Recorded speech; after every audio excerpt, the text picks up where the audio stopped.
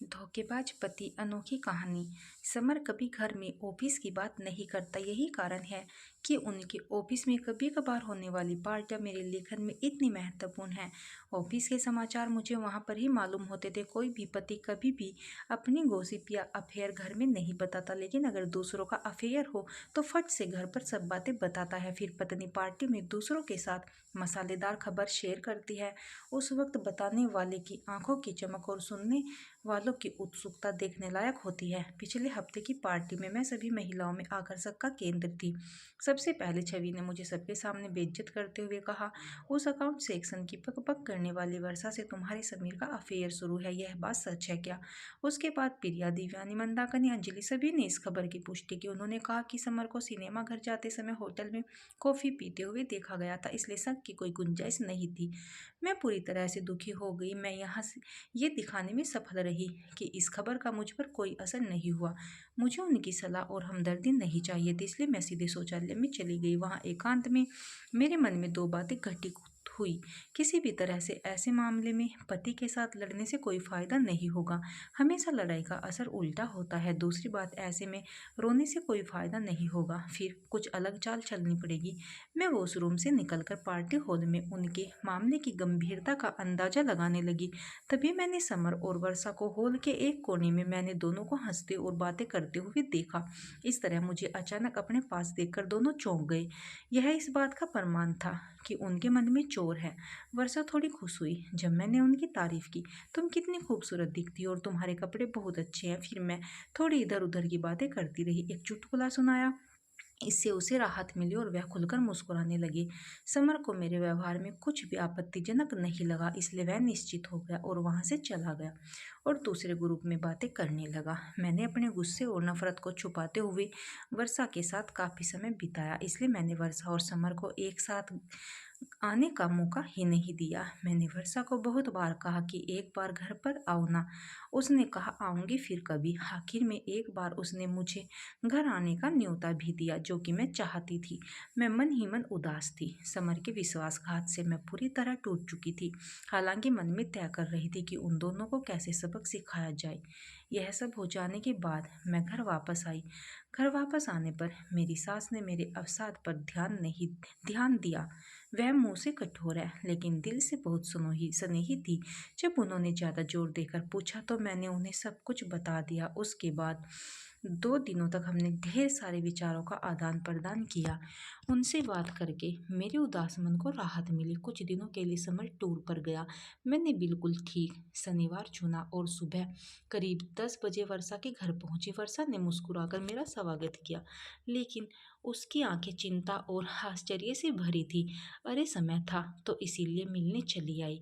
मुझे तुम्हारी याद आई तो इसलिए आई। सोचा नई सहेली को मिलाए, इसलिए तुम्हारे घर आ गई। मैंने उसे अपनेपन से बोला, तुम्हारा स्वागत है। सोनाली, तुम शिव को क्यों नहीं लाई? अपने ड्राइंग रूम में जाकर पूछा। मेरी ननंद आई है मायके, उनके 2 बेटों के साथ खेल रहा था। क्या लोगी, चाय या कॉफी? चाय चलेगी। वर्षा, अरे रिक्शे से उतरते वक्त कमर में मोच आ गई, थोड़ा लेट जाऊं क्या? हाँ हाँ। उसने जल्दी से मुझे एक तकिया दिया और मैं आराम से उसके बिस्तर पर सो गई और वह चाय बनाने चली गई। चाय के साथ साथ वो ढेर सारा नाश्ता भी लाई थी। हमने खुशी खुशी चाय नाश्ता खत्म किया। जल्द ही वह कई विषय पर खुलकर बात करने लगी। बात करते करते मैंने उसकी शादी की बात उठा दी। शादी की बात करते ही वह थोड़ा डर गई। मैंने उससे पूछा, क्या तुम लव मैरिज करोगे या अरेंज मैरिज? इस सवाल का वह बौखला गई। देखूंगी क्या करना है, उसने जवाब दिया। तुम जैसी स्मार्ट लड़की, दिखने वाली लड़की के कई दोस्त होंगे, जरूर किसी से अफेयर होगा। बोलो ना, कौन है वह भाग्यशाली व्यक्ति? अब वह कैसे कहेगी कि उसका अफेयर मेरे ही पति से चल रहा है? तो मैंने उसे मुद्दे पर और कुछ और समय निकालकर उसे प्रताड़ित किया। मुझे बहुत मजा आ रहा था। तभी मेरे मोबाइल फोन पर 2 कॉल आए। एक मेरी सास का और दूसरा मेरे बीसी की सहेली का था। मैंने उन दोनों से कहा कि मैं वर्षा के घर आई हूँ। मुश्किल से आधा घंटा बीता था। तभी मेरी सास, मेरी ननंद मीनाक्षी, उनके दोनों बच्चे और शिव सभी वर्षा के घर में दाखिल हुए। बच्चे सीधे टीवी की ओर बैठे और वह कार्टून चैनल लगाकर देखने लगे। सास और मीनाक्षी सोफे पर बैठकर मेरी कमर की मोच के बारे में बातचीत करने लगी। मम्मी जी, आप मेरी बहुत परवाह करती हो। तुम एक नंबर की बेपरवाह लड़की हो। 1000 बार बोला कि वजन कम करने को। प्रचार पर नियंत्रण रखे, इसीलिए वजन से कमर में मोच तो आएगी ही ना। पर तुम्हें तो किसी की सुननी ही नहीं है। सास का ऐसा रूप देखकर तो वर्षा डर गई थी। भाभी की आंखें तब खुलेंगी जब समर भैया एक खूबसूरत तितली के पीछे पीछे चलेंगे, मीनाक्षी ने कहा। इस पर सास भड़क उठी। तुम्हारे भैया के पैर तोड़ दूंगी और उस तितली के पर भी, समझी? मेरी सास ने मीनाक्षी को जवाब दिया। अरे माँ, मैं मजाक कर रही थी। क्या तुम नाराज हो गई? फिर मूर्खों जैसी बातें क्यों कर रही हो? वर्षा अपनी अंगुली पर एक दूसरे से उलझाकर जमीन की तरफ नजरें झुकाए खड़ी थी। मेरी सास की तरफ उसकी देखने की हिम्मत नहीं हुई। सास मुझे और मीनाक्षी को कहने लगी कि आज की लड़की में ना तो समझ है और ना ही सब्र। अपने गृहस्थी की देखभाल करने की अकल भी नहीं होती। फालतू में इसके उसके लफड़े में पड़ना और प्रेम विवाह करना ठीक है क्या? जिस रास्ते पर आपका काम नहीं है उस रास्ते पर क्यों चलना? बराबर ना वर्षा? हाँ, वर्षा ने झिझकते हुए हाँ कहा। तुम्हारी शादी हो गई क्या? नहीं। तुम कब शादी कर रही हो? जल्द ही करूंगी। Very good. तुम्हारे माता पिता कहाँ है? मेरे पापा गुजर गए। माँ है, वह आज मेरी मौसी से मिलने गई है। कब आएगी? शाम को आने वाली है। मैं उनसे मिलने आऊंगी कभी। सोनाली, तुम यहाँ ही रुकने वाली हो क्या? कमर की मोच कैसी है अब तुम्हारी? माँ, दर्द तो बढ़ गया है, बहुत दर्द हो रहा है। डॉक्टर को बुलाए क्या? नहीं नहीं, मैंने डरने का नाटक किया और कहा, वर्षा तुम्हारे पास आयोडेक्स है क्या? हाँ है, ना लाती हूँ, बोलकर वर्षा जल्दी से अंदर गई। मैंने उससे आयोडेक्स लगवाया। मेरी सास वर्षा को जवान लड़कियों से ने कैसे बर्ताव करना चाहिए इस पर लेक्चर दे रही थी। मीनाक्षी जानबूझकर छेड़ने के लिए मजबूर कर रही थी। ऐसा माहौल था कि दोनों किसी भी अक्ष लड़ने लगेंगे। उस माहौल में वर्षा का तनाव बढ़ गया था। तभी दरवाजे की घंटी बजी। मीनाक्षी ने जाकर दरवाजा खोला। जब वह लौटे तो उसके साथ किसी समूह के मेरी 3 सहेलियां साथ रूपाली मीनाक्षी थी।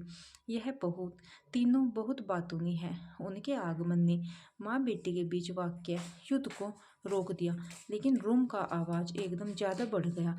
अपनी नई सहेलियों की सेवा करवा रही हो क्या सोनाली? रूपाली ने आंखें फैलाकर कहा और सभी हंस पड़े।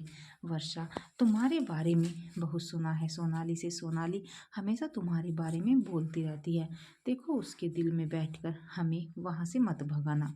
सालू ने वर्षा के कंधे पर हाथ रखते हुए कहा। हम अपने नए दोस्त की नींव को मजबूत करने के लिए गर्मा गर्म समोसे, जलेबी, ढोकला लेकर आए। मनीषा ने इतने बेपरवाह अंदाज में कहा कि वर्षा को हंसना आया। अपना परिचय देने के बाद तीनों साहसपूर्वक रसोई में घुस गए। आयोडेक्स को अपनी जगह रखकर हाथ धोकर वर्षा रसोई घर में गए तो उनकी चाय बनकर रेडी थी। लेकिन एक बात सच है कि सब कुछ वर्षा के घर में था और वह अपनी अपनी जगह पर था। सालों ने बच्चों के लिए फ्रिज से जूस का जग निकाला। हम सब चाय, समोसे, जलेबी या खाकर मजे में गपशप कर रहे थे। वर्षा के फ्लैट में ऐसा हंगामा कभी नहीं हुआ होगा। मेरी सहेलियों ने तुरंत वर्षा से दोस्ती कर ली। वर्षा भी उनसे बहुत खुलकर बात भी कर रही थी, जैसे वह पुरानी परिचित हो। सालू ने शरारत भरे अंदाज में कहा कि सोनाली, वर्षा से दोस्ती करने से तुम्हें जरूर फायदा होगा। मैंने कुतूहलवश पूछा, कौन सा फायदा? अरे समर के ऑफिस में होने से वर्षा तुम्हें वहाँ की सारी बातें बराबर बताएगी। मतलब अगर तुम्हारे समर का वहाँ किसी से अफेयर हुआ तो यह तुम्हें तुरंत बता देगी। अरे हाँ, सच में वर्षा, तुम मेरी आंखें बंद कर समर पर ध्यान रखोगी, मैंने बहुत प्यार से वर्षा को कहा। वर्षा के गाल एकदम गुलाबी हो गए। उसने जवाब नहीं दिया, सिर्फ सिर हिला दिया और फिर वह टेबल पर सामान समेटने लगी। रूम का फैला हुआ सामान निपटाने वाली थी कि तभी मेरे ससुर वहां आ गए। उनके आते ही माहौल बदल गया। मेरे ससुर बहुत स्ट्रिक्ट थे। मेरी सहेलियों ने फटाफट पल्लू दोनों कंधे पर रखा और झुककर उनका आशीर्वाद लिया। सब ऐसे चुप हो गए जैसे उनको बोलना आता ही नहीं हो। बहू घर चलने की स्थिति में हो या एम्बुलेंस बुलाएं? उन्होंने गंभीरता से मुझसे पूछा। चलूंगी पापा। मैं नम्रता से बिस्तर से नीचे उतरी। मैंने डॉक्टर शशि को फ़ोन किया। घर जाते जाते उनको दिखाकर जाएंगे। ठीक है पापा। यहाँ क्यों आई थी? इस वर्षा को मिलने आई थी पापा जी। इसे कभी देखा नहीं, नई पहचान है क्या? हाँ, यह ना समर के ऑफिस में काम करती है। वर्षा बेटा, तुम अकेली रहती हो क्या? यहाँ नहीं अंकल, माँ के साथ रहती हूँ। वर्षा, पापा की आवाज़ से ही डरने लगी। चलो अच्छा है, नहीं तो हम है ना तुम्हारे साथ, कभी भी मदद की आवश्यकता हो तो हमें बताना, पापा बोले। फिर हमारी तरफ मुड़कर बोले अब चले। पापा निकले। वैसे हम भी उनके पीछे पीछे गए। घर से निकलते समय मेरी सास वर्षा को बोली, वर्षा बेटा, अब जल्दी तुम्हारी शादी का आमंत्रण हमारे हाथों में देना, देर हो गई तो अच्छे लड़के मिलते नहीं। वर्षा तुम्हें हम हमारे बीसी ग्रुप के मेंबर कर लेंगे, मैं बाद में तुम्हें फ़ोन करूँगी। रूपाली के इस प्रस्ताव को हम सब ने अनुमति दी। तीनों बच्चे थैंक यू आंटी बोलकर बाहर निकल गए। लास्ट में मैं वर्षा का सपोर्ट लेकर घर से बाहर आई। वर्षा, इन सब की मस्ती खेल कूद तुम्हें खटका तो नहीं ना? मैंने उससे पूछा। नहीं सोनाली, यह सब तो बहुत भले इंसान है, वह बोली, पर मन से वह थोड़ी नर्वस हो गई थी। तुम्हें कहती हूँ वर्षा, यह सचमुच भले इंसान है, और सच कहें तो मुझे इनका ही आधार है। इनकी वजह से खुद को सुरक्षित समझती हूँ। हमेशा मेरी मदद करते हैं। मेरी गृहस्थी को कोई बुरी नज़र से देख भी नहीं सकता, क्योंकि इनसे झगड़ा करना, इनको चैलेंज करना आसान नहीं है। ऐसे इंसान नसीब से मिलते हैं। खुद को सुरक्षित महसूस होना, यह बहुत बड़ी बात होती है वर्षा। वर्षा ने गर्दन हिलाई। संभाल कर जाना, वर्षा ने कहा। हमने प्यार से एक दूसरे को अलविदा किया। सभी गाड़ी में बैठ चुके थे। मेरे अपने मेरी राह देख रहे होंगे। वर्षा का आधार छोड़कर मैं अच्छे से चलकर उनके पास पहुंची। मेरी कमर में मोच आई ही नहीं थी। सब कुछ तय किए मुताबिक प्लान किया था मैंने। 2 उंगलियों V4 विक्ट्री की निशानी करते ही सबके चेहरे पर खुशी आ गई।